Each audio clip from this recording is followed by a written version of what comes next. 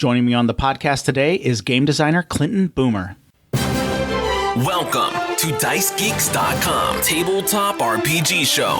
Level up your RPG campaigns by filling yourself with stories and knowledge. Explore topics from archaeology to film history to writing to literature and much, much more. This is DiceGeeks.com Tabletop RPG Show. Welcome to the show. My name is Matt, and I am your host. This is the podcast where we learn how to become better game masters and role players by filling ourselves with stories and knowledge. All right, guys, you should know this by now, but I create tabletop role-playing game resources that help game masters and dungeon masters cut down their prep time. You can find them at dicegeeks.com, amazon.com, or on drivethrurpg.com. You can simply search for Dice Geeks, all one word, or you can just type in the Book of Random Tables and you will find them. Now, without any more of my ramblings, here is today's interview. My guest today is game designer and novelist Clinton Boomer. Clint, welcome to the show. Hello, I feel very welcome. Glad to be here, man. Yeah, absolutely. It's my pleasure to have you on. When were you first introduced to what I consider the greatest hobby in the world, tabletop role-playing games? Okay, first and foremost, absolute strongest possible agreement. Greatest hobby in the world. There's nothing like it. I was introduced. That's an excellent question. I will. Okay, so this can be like a two prong answer. Sure. So I first became aware of like the abstract concept of Dungeons and Dragons. As I understood it then, back in like the 80s. I was born in 1980. So I didn't really get into it kind of on my own until I was like 13, which would have been 1993 with Planescape. And that was the life changer. But like, I remember at one point when I was a kid, like I was 7 or 8 years old, there was a family. They were like family friends. Like it was Mr. Rose. I have no idea what Mr. Rose's first name was or what Mrs. Rose, what her name was or what anybody else in the family, what they did. But they had like some kids who were kind of around the same age as like myself and my sister. They're always nice. We always liked them. How exactly we knew them, I'm not entirely sure. I think they went to the same church as my parents. But I remember there was like the one older brother. And with a little luck, he's doing super well right now. He's out somewhere super happy. But there was this whole thing of like, oh yeah, he plays this game with his like friends who were all like, they were like cool older guys. You know, they were probably like 12, 13, you know, it's just like, oh man, like just cool older, just badasses basically. And but like hearing the rumors, the legends of like, yeah, they like sit in the basement and they roll dice, like these kind of like weird shapes and weird colors. And they tell stories. And it's like, you know, dragons and adventures and knights. And just like, as a kid, like my third eye just like exploding open to be like, they do what? Like, that's the coolest thing I can imagine. Like, really? Like, and for a kid who, you know, has only just recently seen, the Empire Strikes Back, and it's just like, this is the greatest thing. Like, the idea of a bunch of cool guys, like just some bros sitting around in the basement, like telling stories, and like, you know, and you like the rules, like that they would have rules to it. Like when you roll the dice, like you can look up charts in the book, and like I don't know if Mrs. Rose meant to describe to me the coolest thing ever. Or like, well, she was like explaining to my mom, like what it is her older son is doing. But I'm just like, that's incredible. Like, that's incredible. And I remember he had some of like, what I now look back on, I'm like, oh, those were like the old, like mid 80s TSR, like choose your own adventure books. Mm-hmm. And like, yeah, I remember like just thinking they were so cool and like checking them out. And then, many years later, at the age of 13, I was in a hobby shop. I, at that point, actually kind of knew some people who were into, I think, like Ravenloft. I think I played in like one Ravenloft game. I think I played in like one Dragonlance game, and I just saw the boxed set. And I feel for people who don't have that same experience to just like stare at a boxed set and be like, oh, that's what I want. Like, that's everything. That's everything I need. Because it has like, here's the storytellers section, and here's like the player's guide. You just hand you like, hey, you guys have to take this part. I'm going to read this part. You're like, here's the Monsters Compendium, and like, oh yeah, you know, you're going to need a PHP and you're, you know, all that stuff. Like, you can get all that crap. And I ran a game. It was a couple of dudes that I knew. On like one of those like, hey, it's Friday night. Can we all like stay in Kendall's garage? And okay, and the Kendall's family was like, yeah, sure, we don't care. I ran a game. And I remember afterwards being like, hey, like, did you guys have fun? And all these guys, I kind of knew I was friends with them, but they were like, yeah, dude, that was really awesome. Like, you should do that again. Like, you know what? I will. And I always have. Yeah. No, that is totally awesome. I love some of your details there because I can resonate. Even though I'm a little bit older than you, I'm from I'm from 73, but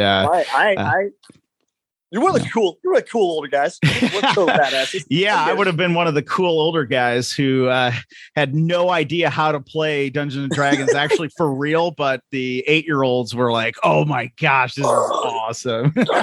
Oh man, yeah. It's fun for me to talk to people like who are from vaguely my time period because I was at work. This was a hot minute ago, but there were a bunch of these teenagers who I don't really know them, but like they're technically coworkers, so I can be like, hi, I'm in my 40s. Just we're friends now because we're coworkers. And they're talking about Stranger Things, and they're just like, oh man, I love Stranger Things. I love Stranger Things. Blah blah blah. And I had to walk over. I'm like, hi. And they're like, hey man. I'm like, I have to ask, why do you like Stranger Things? And they're like, oh, you haven't seen it? I'm like, no, I have seen it. Like, oh, it's so good. It's such a great show. You would love it. I'm like, I am aware. They're like, oh yeah, it seems to have all this stuff. I'm like, you're not understanding me. I know why I like it. I totally get why I like it. I'm wondering why you like it. Like that's very confusing to me. So you and me, same wavelength. Yeah. I get why I like the Goonies. Yeah. No kidding. Yeah, there does seem to be this resurgence with kind of all things 80s almost. Maybe not like some of the clothes or something, but sure. And we're all very thankful for that. Yes. But somebody told me they're like, oh, they're bringing back the TV show, that 70s show, but they're like setting it like in the 90s. I was like, oh wow, that was a nightmare time. Yeah. And then you'll be like, well, you know what? I'll bet you when that show was on in the 90s, I bet you people felt that way about the 70s too. So all right, cool, fair enough. Yeah. And yeah, absolutely. And I had this similar experience, right? It was like my older brother's friend. Awesome. And they were just like so cool, right? They were so cool. And like we were going to go over one time and, like I'm going to go over and see like, hang out with his, this younger brother of my older brother's friend. And they're like, actually, we're going to play the greatest game ever. That's what my brother says. He says, we're going to play the greatest game ever. Nice. And I was just like, I had no idea what he was saying, right? I was like 9 years old, right? And I was just like, oh, okay, we're going to play the greatest game ever. This is amazing. And so this must be how my friend, like my brother's older friend must have said to him, we're going to play the greatest game ever, right? And of course we go over and it's Dungeons and Dragons, right? And which, I think it is the greatest game ever, right? You weren't sold a bill of goods on this one. You're like, yeah, I'll give that the stamp of approval.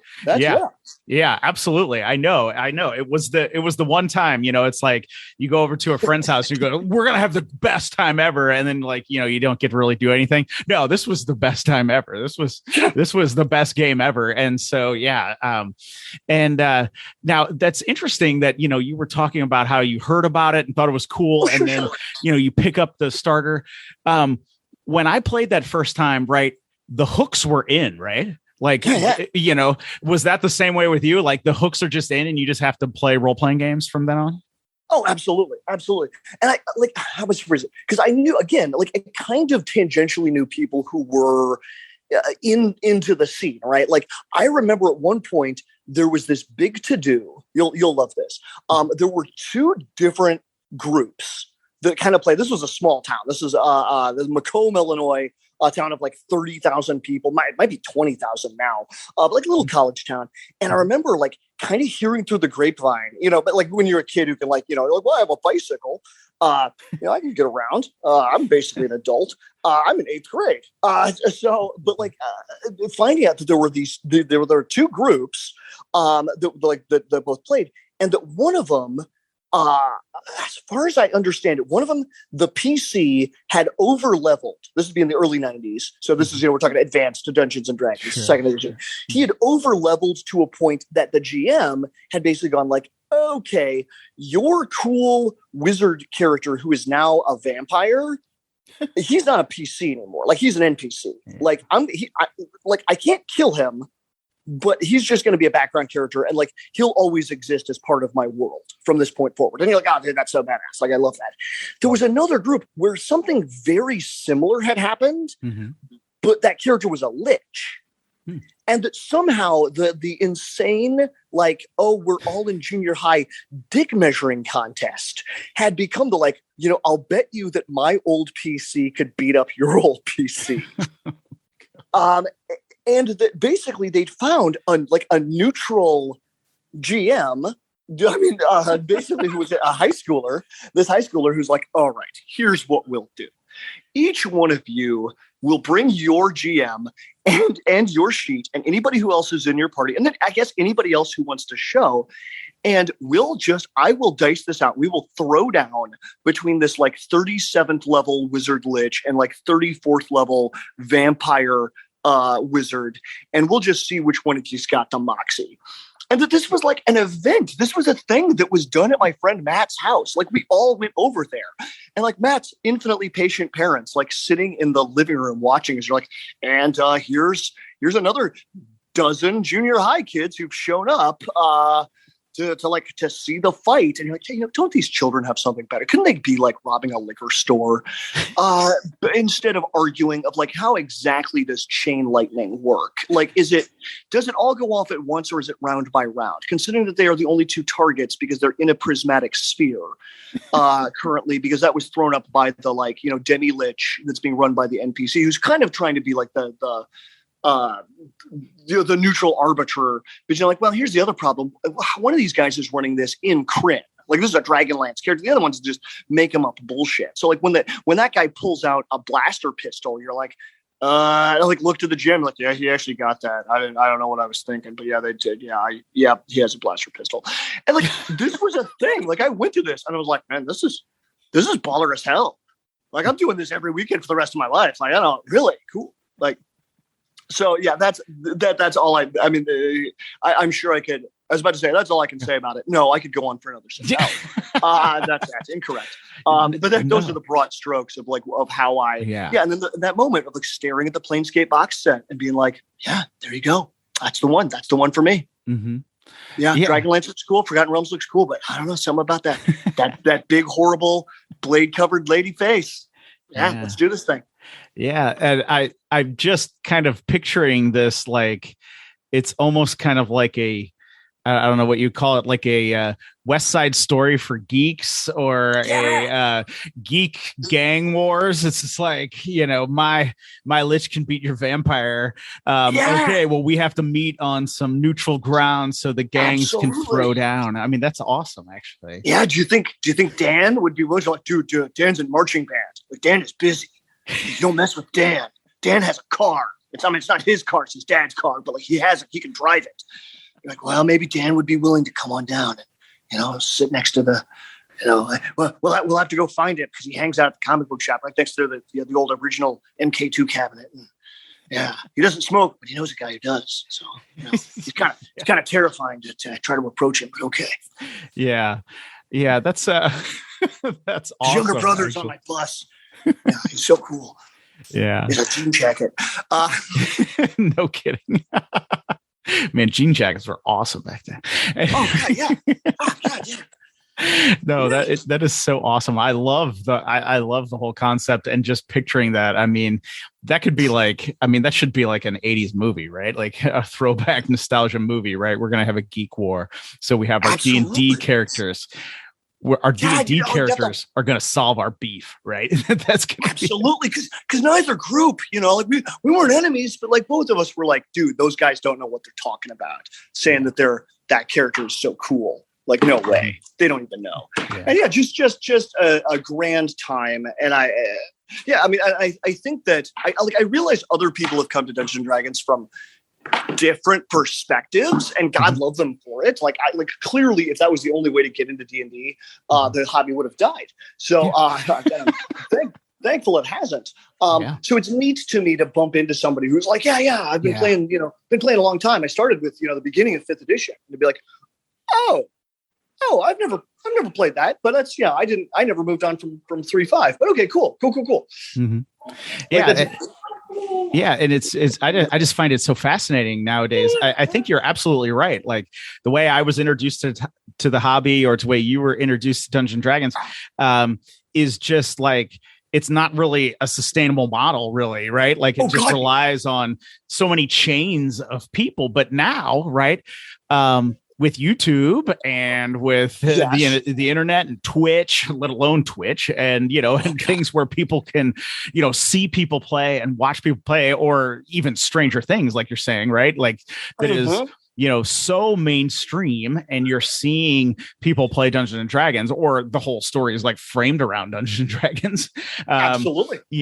That it's not shocking to see, so many people coming into the hobby. And I, when I interview people here on the podcast, I am just always fascinated when I talk to somebody who's, kind of had my experience, but I also find it fascinating when I talk to people who are like, you're right. You're just like, I started playing 5e after I watched an episode of Critical Role in 2016 or whatever. And you're just like, oh, wow. This is awesome. Yeah. I guess that would be how a younger person would come to this. If you were born before the Lord of the Rings movies, rather than, I remember being that guy who, we watched, I want to say it was Angel on the WB. Yeah. Like we watched it every Sunday. You'd have the group of people who would all get together at, Dave's house and like watch the show. And like, here's the first preview for the first, the Fellowship of the Ring. Mm-hmm. We're all freaking out, like watching, Sean Bean come walking over the mountain. And you're like, oh my God, I bet you he's playing Boromir. Like if that's not part of your experience, you're like, no, that's always been a thing. That's always Viggo Mortensen has always been Aragorn. Mm-hmm. God, that's awesome. Like for you, like I'm so glad that is how that's been a part of your reality since you were a kid, because that's definitely one for me. Yeah. People have to be getting something different out of Dungeons and Dragons than what I got. And good for them. Yeah, absolutely. And I think you're right to mention the Lord of the Rings movies, because, of course, we had some of the animated versions and stuff back in the day, but they weren't obviously, so mainstream. They didn't win 15 Oscars or whatever the total was, with with the Lord of the Ring, the Peter Jackson movies. But I think you're right. I also think, for me, kind of in the 90s, early mid 90s, there was a lull in, where I was, there was like kind of a lull in Dungeons and Dragons, and it was hard to find people who played, and it was hard to get groups together. Sure. And it was just, the expense of the books and some different things. It was just hard to get, somebody to sit down and try to learn the rules, which at that point, I'm a teenager. I'm really trying to learn the rules and things. Sure. And it was just really hard to do that. So, then on top of that, which I didn't really understand until probably recently, is they didn't know what I was imagining in my head, because I had seen the animated Lord of the Rings. I read the Lord of the Rings. They weren't picturing that as a D&D world, right? But now we have that template with the Peter Jackson, movies. Absolutely. So what I did, of course, in the 90s, late 80s, 90s, is there was the West End Star Wars game. And guess what? Everybody I knew had seen Star Wars at least once, usually a million times. And I was just like, hey, you want to play this game? And they're like, what is it? Is it hard to imagine? You're like, you're Han Solo. And you're like, oh, well, that's fine. Well, I can picture that. Yeah. So we're like on a ship. Yeah, it's like the Millennium Falcon, but it's just a little bit different. And they're like, done. Like, I can imagine that. But it was really hard, I think, without that template, or without people having read Lord of the Rings, to say, hey, it's in a fantasy world with like elves. And you're like, oh, you mean like Santa's elves? That's not cool, bro. And you're no. These elves are like tall, and they're strong, and they will slit your throat if you look at them sideways. And people were just like, weren't putting it all together if they didn't have that background. So I think those movies have really helped make D&D mainstream. Oh God, yes. I think one of the concerns, and there's a gentleman by the name of Owen Casey Stevens, and former guest on the show. Good. I'm about to say, if you haven't spoken to him yet, he is my absolute highest possible recommendation. But I remember once he pointed out, this was a stray thought for him. I'm sure he's probably like, oh yeah, I guess I did make that point. But for me, I don't know, it just stuck in my head. I was like, that's such a good point. And one of the things he was saying is like, the benefit of a Dark Ages medieval fantasy universe is that stuff can show up that is just from kind of 100 miles away, but it can be a completely different civilization, and you're just like, oh yeah, the world's a big place. We've never heard of this guy, but whatever. Meaning that you can have Conan the Barbarian and an Arthurian, Sir Lancelot, and a Melnibonéan style elf, and then also, I mean, you just kind of throw in this fantasy kitchen sink. You're like, oh, this guy's a friggin' cat person. Fine, no problem. Whereas that becomes difficult in a sci-fi universe, only because you kind of go, well, wait a minute. I feel like my Captain Kirk character would know a little bit about this, the Wookiee. Like it's hard to fit a Wookiee and Captain Kirk into the same universe. Like they're both, arguably a spacefaring, sci-fi adventure. But any universe that has the planet Arrakis, kind of by definition, can't also have Starfleet. Yeah. Whereas a universe that includes Conan the Barbarian can totally also have Melnibonéan elves. Yeah. Or Arthurian knights.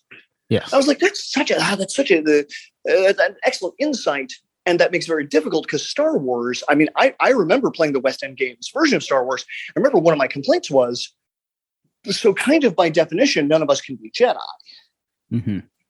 Right. And that's not a huge problem, except that they are a major draw to the setting. Yeah. It's just that the one Jedi that we're introduced to over the course of the series, I mean, there's a one Jedi Knight and one Jedi, I guess, apprentice in the form of like Luke and Obi-Wan. And you say, yeah, but by definition, if you were also going to play another Jedi, then Vader would have killed you already. You gotta go, oh, right. So that takes an entire section of the setting, the Force, and kind of goes, yeah, but you can't use it. Mm-hmm. Which, I mean, and there are workarounds for all that. Yeah. And I certainly had a workaround, which was I broke the rules. Well, there you go.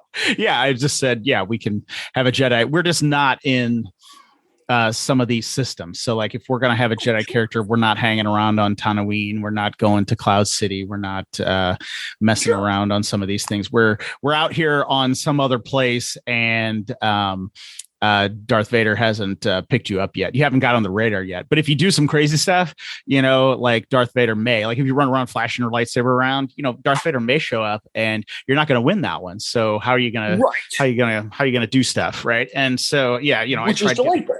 Yeah. And that's a sort of question you have to learn how to tackle and be willing to tackle if you're going to, I think it's the Buffy the Vampire Slayer problem. Yeah. Where how do you tell a story where one person is at the level of Buffy the Vampire Slayer, and the rest of the cast is at the level of, at best, some Alexander. Yeah. And you're like, well, yeah, right. He doesn't have any cool powers. Mm-hmm.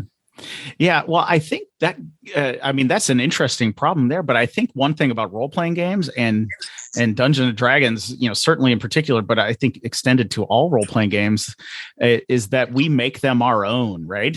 We absolutely every group, right? Like I remember, the few times I got to go and sit in with a different group or something, and when I was younger, sure. It was just like, oh, you play it this way. And then I'm looking at it like, oh, that's the rule. I didn't even read that part of the book or something, and just different things. But there's other things too, where, a GM is like, yeah, actually, all the players, all the characters, even though you're like level 1, you're going to have this crazy magic item because that's the way I'm running my thing, and you're just like, absolutely. Oh, okay. Wow. I didn't think I'd ever see a black razor or whatever, or whatever it is, but it's just like, oh, so you can do that, right? That was one of those moments too, like, when I was young, I just did everything and I didn't even care about the rules. But then you start learning about the rules again, you kind of tighten up a little bit, right? You kind of tighten up. And then it took me until, about 19 again to going, oh, right, I can just like make this work however I want. And, the game designers aren't looking over, and there's no game design police. All right, sorry about that. We had a little technical glitch there. I was just waxing on about my random RPG philosophies and Clint was patiently hearing me out. But anyway, my technical difficulties on my end, and I'd like to apologize. That is 1,000% this guy. Okay, and it's no worries. Through the magic of editing, it will sound like the smallest little blip. But anyway. But anyway, I did want to kind of pivot into what you have been working on. I introduced you as a game designer and novelist. Obviously, we had been talking about the fact that you jumped into role-playing games kind of with both feet, as did Absolutely. I. How then do you transition then to being a game designer, and what does that mean? Why don't you let us know what you've worked on in that? Excellent question. Okay, so I will make this long, insane story as swift as possible for the benefit of your listeners. So basically, I had been playing and running games for many years at that point. I started in '93, I guess. By 2007, that'll be about 15 years of running gaming, having the world's best time doing it. And I ended up seeing a thing in Dragon magazine, back when that was a thing, a Dragon magazine, that Paizo, which at the time was best known as they were the publishers of Dragon magazine and Dungeon magazine, that they were running an event called Rbg Superstar 2008.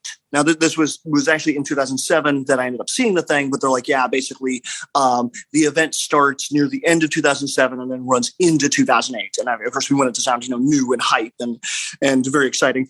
And Rbg Superstar was a really cool competition. It was very similar to one of those, you think you can dance, or basically the idea was that they had 3 judges.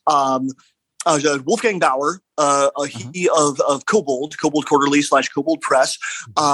Then the other 2 gentlemen, one of them was Eric Mona, was the editor-in-chief of Paizo Publishing at the time. And last one was Clark Peterson of Necromancer Games. And the 3 of them were the judges. And all you had to do to enter was you had to send in a wondrous item. And of course, this was for 3rd edition, or I'm sorry, 3.5. And Dragon Magazine and Dungeon Magazine, unbeknownst to us, the readers, that was what Paizo was publishing. That's what they were best known for. It was owned by Lisa Stevens, who's just incredible, just one of the finest human beings who's ever lived. And she had been part of Wizards of the Coast during the time of A, Magic the Gathering, and B, Pokemon. And was also there when they acquired the defunct TSR license in the mid-90s, or the late 90s. And she was part of that crew of people who were put together to say, like, okay, we've now acquired TSR. Let's put out a 3rd edition of the world's most popular role-playing game. And that Lisa Stevens, who's just brilliant. She on her dumbest today is 1,000 times brighter than I'll ever be. She went to my understanding, again, this is, if I get the story wrong, that's on me, not on Lisa Stevens. But to my understanding, she kind of went to some of her bosses and said, hey, Dragon Magazine and Dungeon Magazine have both been around for, a hot minute. I mean, it goes back to the 70s, the Dragon Magazine. Mm-hmm. And they've always been a huge part of kind of the experience. What are we doing with those? Like, we own the license to those. are we relaunching those two magazines because they are now defunct because TSR went bankrupt. Mm-hmm. And the response, to my understanding from her bosses, was basically no. we're trying to relaunch all of Dungeons and Dragons. So I have no interest in starting up a monthly publication, to say nothing of two. Mm-hmm. And that Lisa Stevens, kind of nodded sagely, went, okay, yeah, I can see that. Would you have any interest in licensing those to us? And basically, I'm going to start a new company. Her and kind of a crew of other smoke jumpers, I think is the term. People who just say, "Yeah, we just go, oh, if something's on fire, we'll parachute into it." Like, oh, you can't see the ground. You're like, I don't like to see the ground. I like to jump out of the plane without it. And when I get to the ground, then I'll figure out what's on fire and what's not. But yeah, basically this crew of just vaguely insane, ambitious people said, let's do it. And they relaunched Dragon, relaunched Dungeon. I was a subscriber. And I remember just like, they're like, hey, congratulations. You just are going to start getting new magazines. And they really basically they invented the adventure path, did a bunch of other cool stuff. With the stuff like Savage Tide and Shackled City.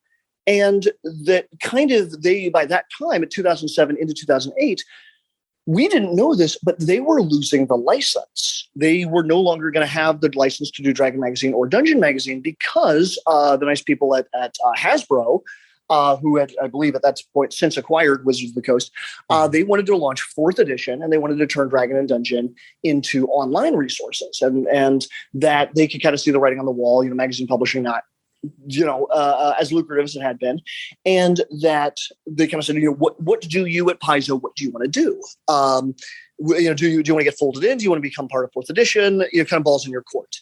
With the limitations of you can't publish Dragon Magazine or Dungeon Magazine anymore. And that the discussion in-house was, you know what? We've seen a little bit of 4th edition, and we're not as impressed as we might like to be. We are all, 3.0/3.5 fans. And I think it would be really cool to basically launch our own game system using the bones, the core of the now, open gaming license 3rd edition /3.5. There's a ton of stuff we can't use. We can use the original DMG, we can use the PHB, but we can't use, for example, Illithids, Mind Flayers. We can't use Displacer Beasts because those are copyrighted to Wizards of the Coast, and or Beholders. And the decision was made, like, let's go crazy. Let's do this thing. We were picked for our moxie. Let's make it happen. And that they were looking for, and again, unbeknownst to any of us who were submitting, they're kind of looking for who is going to be new freelancers we can rely on, because we're going to need a big team as we transition into what will become Pathfinder. And even the first adventures for Pathfinder didn't use the Pathfinder engine. That system, Pathfinder role-playing game, actually came about after the first couple of parts of the adventure path. Burnt Offerings, which I believe is Rise of the Rune Lords #1, which I have somewhere in my house. So I want to say it's a first printing. Not that it's worth particularly a huge amount of money. But that uses the 3.0/3.5 rules, and only the ones that are OGL. So you're like, yeah, we can use sorcerers, but we can't use warlocks because that's from Complete Arcane. And it was a really, really, really neat experience. I competed. I submitted a magical item for Rbg Superstar.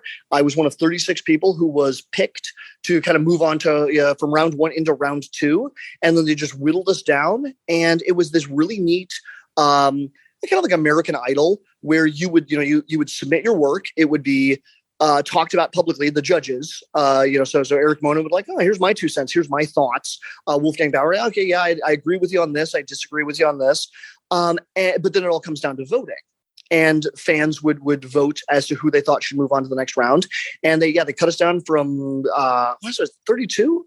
Was it 32, 36? Somewhere in there. I want to say maybe I was 32. And then, cut down to 16, and then to 8, and then to 4. Anyway, it was a wonderful experience. It was basically, game design boot camp, because you have to, they go, hey, congratulations, you're one of 36 people who got picked because your wondrous item was good. And they had stuff where they go, here were the rules. If you went over word count, you were disqualified. If you turned in a magic sword, well, that's not a wondrous item. If you turned in a magic ring, that's not a wondrous item. and also the low-hanging fruit of design has been filled. The bracers of armor, that's a wondrous item, but it's, if you turn that in, they're going to be like, this already exists. So you got to come up with something that's interesting. You got to know your rules pretty well. Anyway, it was a really neat experience.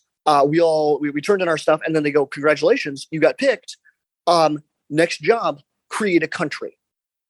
We need the religion, the history, the politics, the history. I mean, just everything for everything about a fantasy country that would exist in a fantasy universe.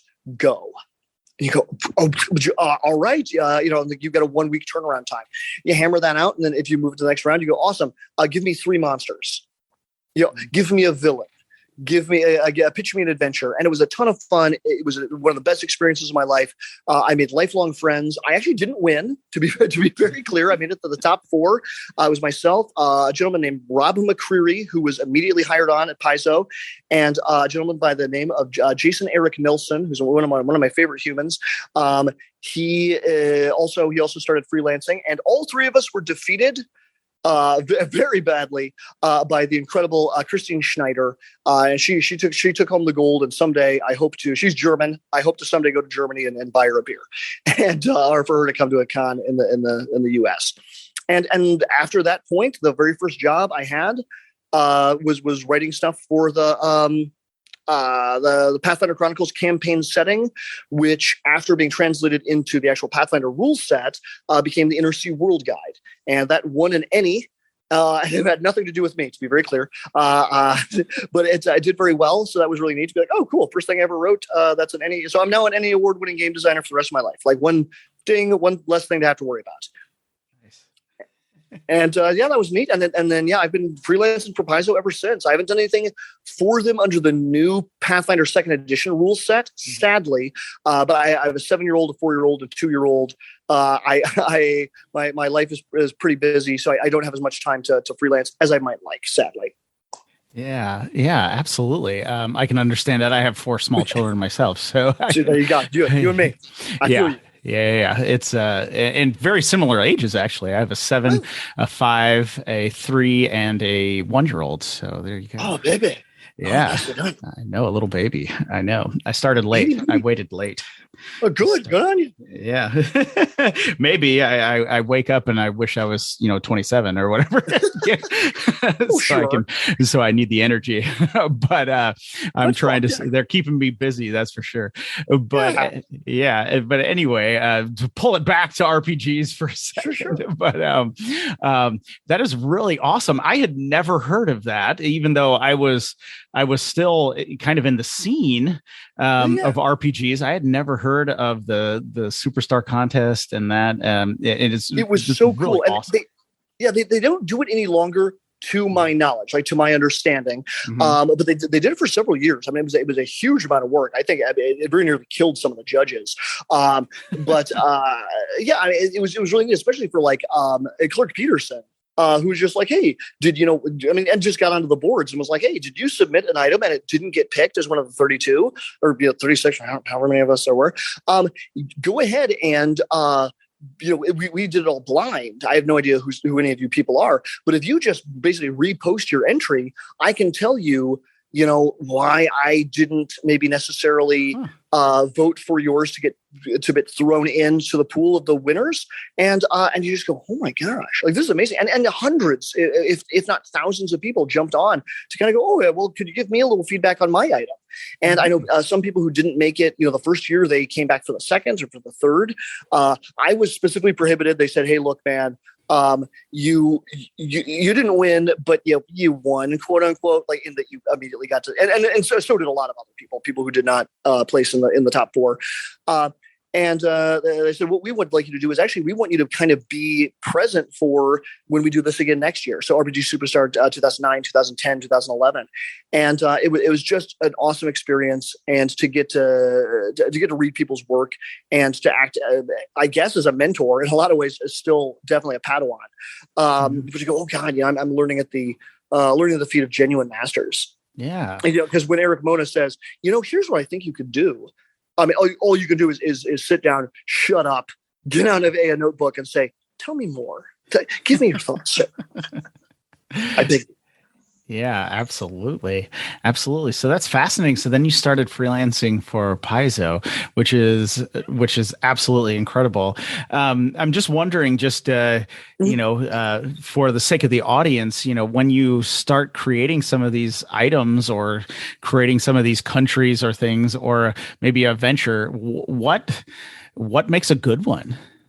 Excellent question. Excellent questions. The lesson I took away from the items was I to be very clear, I got kind of blindly lucky. I had roommates who also submitted who didn't make it into the top 32, and at the time when we were both submitting, there was a part of me being like, oh yeah, I wish I'd come up with what she did.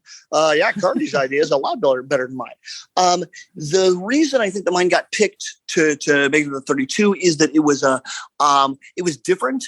Very specifically, and this may or may not have any meaning to anyone except me.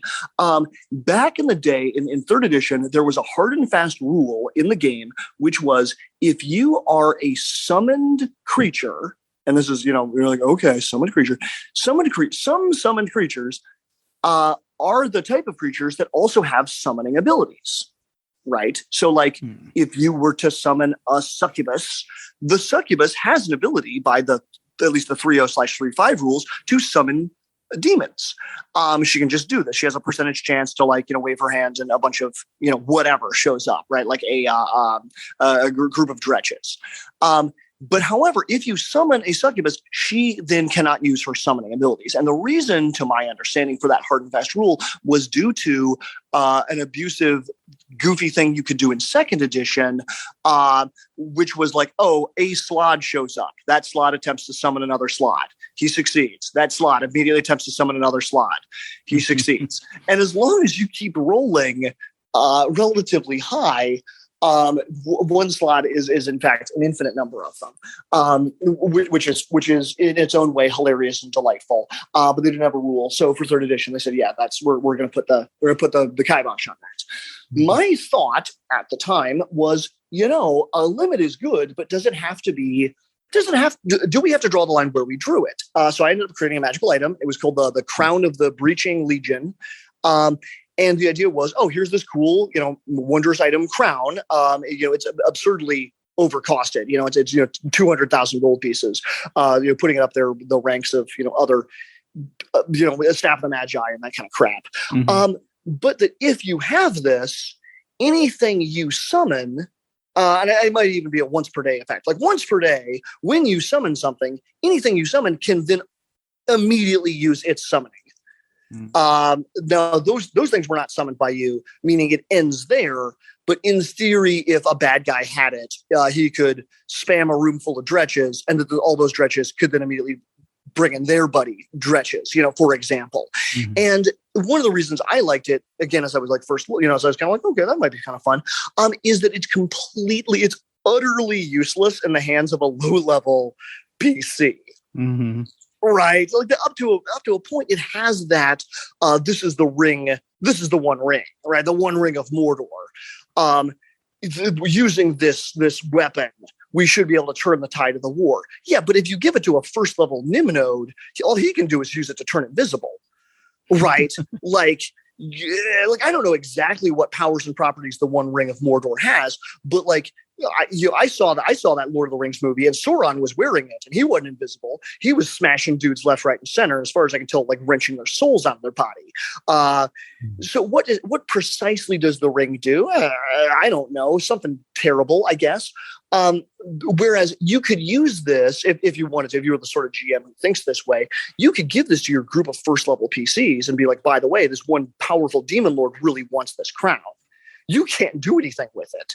It doesn't. You don't have the ability to summon anything powerful enough that can also summon something else, right? I mean, that's not even you won't be able to do that for another 6 levels, which makes it a fun MacGuffin, right? Because you kind of go, what does the Maltese Falcon actually do? It doesn't do anything. It's just a thing that the characters have to smuggle. Mm-hmm. So that was kind of the impetus behind it. And one of the nice reviews from one of the designers. The judges was like, oh, this is actually a useful good guy item and a useful bad guy item. It's not just the Crown of Demon summoning or devil summoning or angel summoning. It's something that any person who is a powerful summoner should want to have in their wheelhouse. So yeah, I can see why it's powerful, arguably almost overpowered, but the its application is relatively narrow. I was just saying, really cool item, and I can see the benefits of it being able to be used by a good or an evil character without making some kind of special thing like this one, angels or demons or fiend or fae or something. Instead of doing that, it just works across levels. That's really awesome. Yeah. Oh, I thank you. I was pleased with it. I mean, there's a reason I submitted it. I did not have what I would call super, super high hopes for it to be picked. And again, up to a point, it is really dumb luck. And I would like that to be on the record that if anybody out there is like, is this guy aware? But no, it is. I'm well aware that it was dumb luck as much as anything else. Because I remember my roommate at the time, she had a really cool item that it was like a gauntlet that if you held a dragon heart in the gauntlet, you could like burn through the dragon's like age categories, like slowly but surely, and use that to create elemental effects. So like, basically, like, I have a however many hit dice, red dragon heart, like clutched in this fist, which allows me to, throw fireballs or this, that, and the other thing. And I was like, that's baller as hell. I think that's way better than my garbage item. And the kind of the feedback was like, well, you're giving up a hand slot.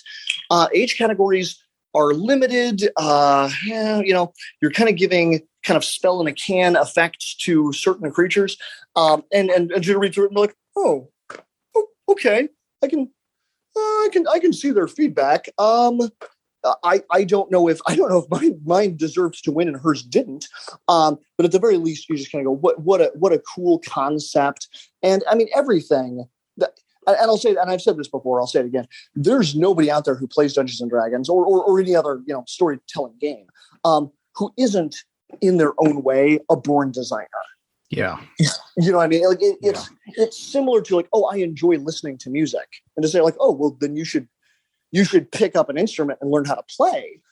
Like that's like, oh, well, hey, thanks. Gee, I'll do that with my spare time. But it is kind of all the time.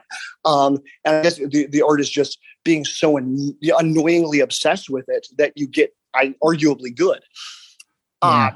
But yeah, so yeah, all I can say is, to anybody out there who's like, I'm thinking I'd like to create my own material, do it. Like, yeah, you have nothing to lose but your mind. Yeah, absolutely. I completely agree. I think especially people kind of like us who once it's got the hooks in, we can't let it go, and we're wanting to run games, and we're playing different systems, and we're playing over decades, that it's just like, like I was saying about the Star Wars game, right? Well, I didn't break the rules. I just made new ones, right? I just, I designed a game that I wanted to play, right? Using the framework that somebody else gave me, and I am designing new rules. And, and I think that is, one of the special things about role-playing games. Also, like you just mentioned there, I absolutely agree that if you feel these impulses in you, go ahead and create stuff, make stuff. There is, that's what I started doing, a number of years ago, and that's what started Dice Geeks. And that's why I have 28 books and all kinds of things, coming out, because it's never been easier to self-publish. It's never been easier to get some of this content out there and in front of an audience. And that's one thing I tell to people, a lot of times, when I was a teenager, right, I'm creating like reams of notebooks full of material. Well, now it won't just provide value for me and my, 3 or 4 friends. I can publish that and everybody can get some value out of it. Yeah, absolutely. Yeah. It's the one other thing I'll say is like, if you want to be read, like if that is your goal, then congratulations. Like you picked the right time to be alive. There are more total humans on the planet, and more total human of that percentage are literate than ever. And also the information, the writing can go streaming across the planet at if not light speed, then a pretty fair fraction of light speed, and go to people where it will go onto their computers, and people spend time reading. Yeah. Like that's what Facebook is. That's what Twitter is. It's just reading. If you want to be paid super good for your writing, I have some sad things to tell you. Maybe not in the cards for you, but like, end of the day, it's I think it's an old Stephen King line from his book On Writing, where he just goes, you got to ask yourself why you do this, and if the answer is to make money, get out. You're a monkey. Get out. We don't need you. If the answer is it'll make your dad proud. Hell with him. Your dad is scum. Go disappoint him. The only reason to do this is because if you couldn't do it, you'd drive your own eyes out with your thumbs. And if that's the case, congrats. Like, let's try to make you the best writer you can be. Sorry for you, but you're part of my breed, so I love you. And so that's how I feel. I'm very excited. And not to loop off too far, I will say one thing. One of the things I love about game design, as in the abstract, is that idea of many years ago. And you're probably going to be nodding here about 10 seconds, being like, yep, that happened. With luck, there's minimum one person who's listening who'll be like, oh, I didn't know that. What an interesting fun fact. And I also, with a little luck, I won't get this completely wrong. But to my understanding, way back in the day, there was a company that was in England, and they desperately wanted, this would be like late 70s, early 80s, they really wanted to release, they wanted to be the distributor for Tactical Systems Resources, or TSR, of Leak, Geneva, Wisconsin. And they wrote their own book called The Fiend Folio, and it was super cool, and it had stuff like the Gith Yankee and the Gith Zerai and cool monsters. And they were like, hey, we want to be the distributor. And cooler heads prevailed. Some people in Lake Geneva, Wisconsin were like, actually, we're not going to just give you that thing to you be the sole distributor of all Dungeons & Dragons products in England. No, but I guess do your own thing. And that this nice little company of Brits, who their company was called Games Workshop, were like, fine, we'll start our own Dungeons & Dragons with blackjack and hookers. And that's where Warhammer came from. That's Games Workshop. They're like, fine, hell with you. And the Games Workshop then grew and became its own beautiful, amazing, brilliant thing with Warhammer and Warhammer 40K. And then at one point they were approached by some video game designers who were like, hey, we created a game where you can play Warhammer. It's like a video game, the Warhammer video game. And we want to like license it and distribute it. And the nice people at Warhammer were like, oh, we have no interest in that. Go about your business, fools. And they're like, fine. You're like, we're going to start our own Warhammer with blackjack and hookers, and we call it Warcraft. And the Warcraft then became its own amazing thing with StarCraft and on and on and on. And I love that there's this bizarre kind of mimetic mutation where you go, Final Fantasy was been very clearly inspired by Dungeons and Dragons, but is now mutated into its own beast to a point where it's hard to compare Final Fantasy to, for example, World of Warcraft, and to go, oh, these, do you realize these spring from the same seeds? And you go, I guess, like, but they're so alien from each other. They're each beautiful in their own way, and to know, there's somebody out there right now who's playing League of Legends, who's like, oh man, if only I could X, Y, or Z. And of course, watching the TV show on Netflix, the Arcane League of Legends, and to say, well, League of Legends is never going to give you the rights to do that, but you could make your own thing. Mm-hmm. And that's that next wave that's gonna hit. I don't know.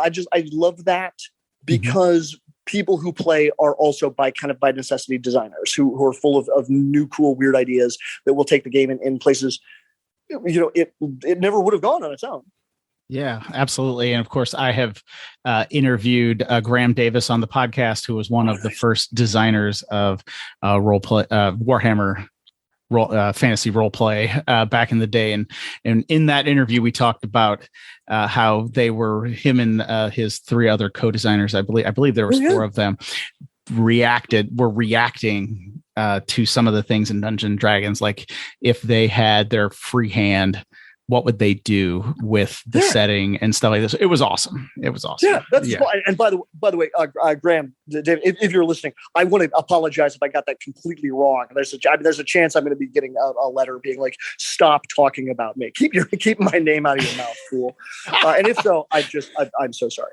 No, I'm sure he's a very nice gentleman. So I don't think it would be that. But I don't think he would walk on stage and slap you or anything like that. Who's to say? I just, if he does, I'll get it. Like I like to think I'd be like, yeah, no, I see why that happened. Okay, now I should probably apologize to Graham. We're just having fun, but anyway, no. So that's an interesting interview. If anybody who's listening wants to check that out as well. I know we're coming down on the time. I have you a little bit. We did mention you were a novelist. I just released my first novel in 2021, which was kind of the fulfillment of my 6-year-old self saying I would one day write a book. So it only took me like a really long time, but you're good. Better now than never, man. I have such admiration for that. Oh, well, thank you. So why don't you give us a little insight into your novels as well? Oh, I would love to. I'd love to. I'm reminded of, I think it's an old Twitter bit of like, when I was 8 years old, I had a teacher who said, you'll never be a published novelist. And I'm happy to say after years of rejections and a ton of work, that teacher is now dead. And yes. You go, oh, Jesus.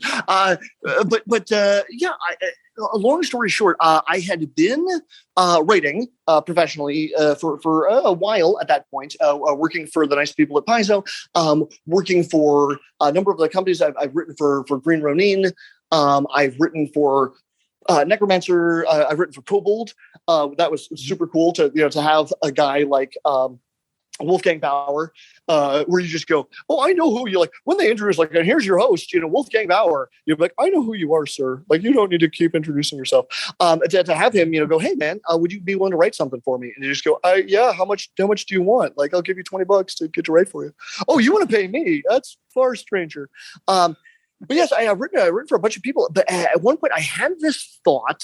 And I was part of a group. The group, I don't believe has since disbanded. It's just we've all gotten very busy with our own stuff. The group was called the Were Cabbages, and just kind of it was kind of a creative writers guild of fun, interesting people. And we were active. We had our own boards. And at one point, I just started posting chapters or chapter snippets of a novel that just I kind of wrote it as it came to me. And it was really neat to have these other professional game designers, other creative writers who could sort of chime in at the time, go, oh, that's a neat idea. Oh, I wonder, are you going to do anything with that?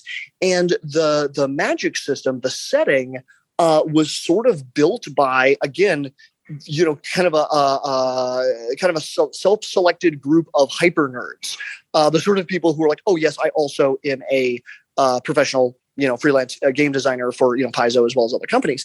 And the novel, it's called The Hole Behind Midnight. It's released through a company called Broken Eye Books, which is owned by a fellow Were Cabbage, super awesome guy. By the name of Scott Gable. He is also the publisher of my little book. It's a book of collected tweets for Team Murder Hobo. The goofy tweets of just like, here's a little slice of life moments from a pretty, bog standard adventuring party.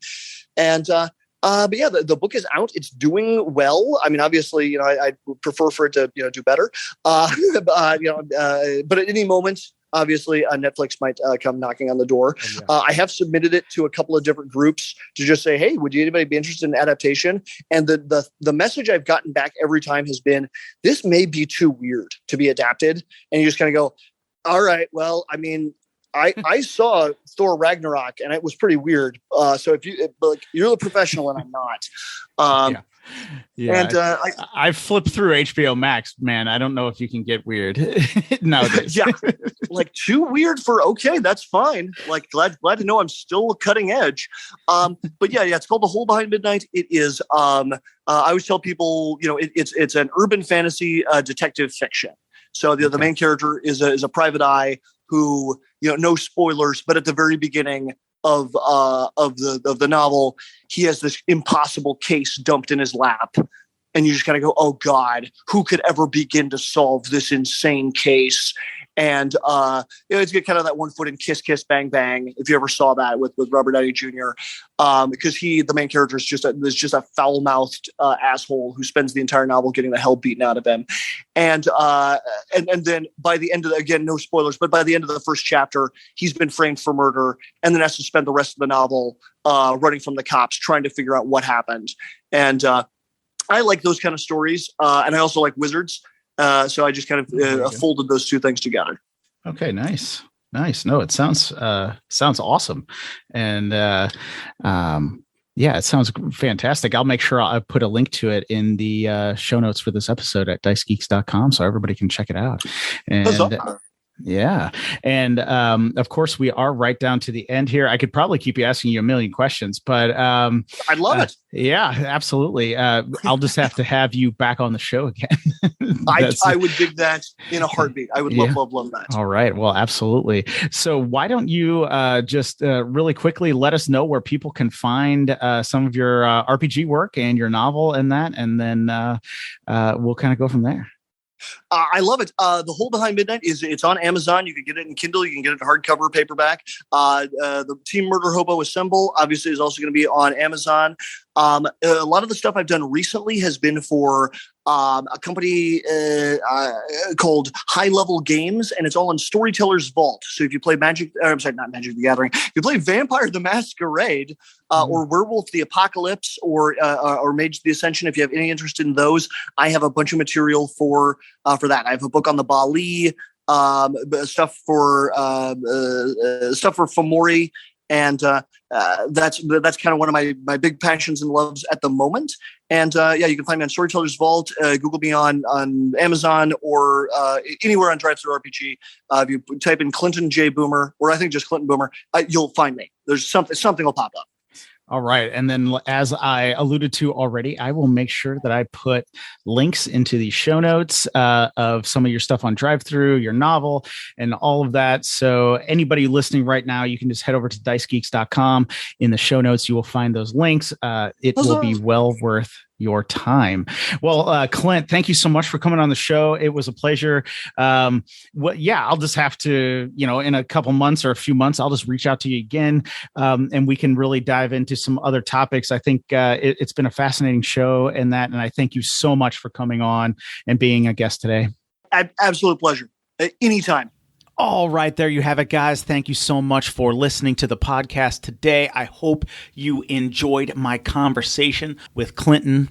If you want to learn more about Clinton and his games and what he is working on, I have provided links in the show notes for this episode at dicegeeks.com. So you can head over there right now, look for the podcast, find those show notes, and check out what he is working on. All right. If you want some free stuff, head over to dicegeeks.com/free. You'll get 20 free dungeon maps, a custom 5e character background. You'll never miss an episode of this show. And every Friday, you'll get an email update from me letting you know what is going on here at Dice Geeks. All right, guys. Like I said, thank you so much for listening. If you want to support the show financially, you can do so at patreon.com/dicegeeks. You can also rate, review, and subscribe. Those things help the show immensely. All right, now, guys, until next Wednesday, keep gaming.